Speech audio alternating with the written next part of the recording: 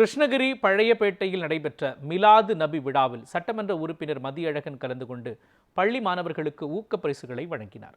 Krishnagiri Palayapettai நவ்ஜவான் committee மற்றும் மொஹல்லாவாசிகள் இணைந்து நடத்திய மிலாது நபி விழாவில் கிருஷ்ணகிரி திமுக கிழக்கு மாவட்ட செயலாளரும் பர்கூர் சட்டமன்ற உறுப்பினருமான மதியழகன் கலந்து கொண்டு பள்ளி மாணவர்களுக்கு ஊக்கப்பரிசினை வழங்கினார். இந்த நிகழ்ச்சியில் பேசிய எம்எல்ஏ மதியழகன், மக்களிடையே மனிதநேயத்தை புகுத்தியவர் நபிகள் நாயகம் எனவும், மனித நேயத்தை போதிக்கும் குரான் அனைத்து மொழிகளிலும் மொழிபெயர்க்கப்பட்டுள்ளது எனவும் தெரிவித்தார். குரான் மனித நேயத்தையும் சமூக நீதியையும் போற்றுகிறது என கூறிய அவர், 1500 ஆண்டுகளுக்கு முன்பே நபிகள் நாயகத்தால் சமூக நீதி கொள்கை வகுக்கப்பட்டது எனவும், அவரது கொள்கை பிடிப்பில் அனைவரும் சமூக நீதியை பேணிக்காத்து ஒளிமயமான வாழ்க்கை வாழ வேண்டும் எனவும் தெரிவித்தார்.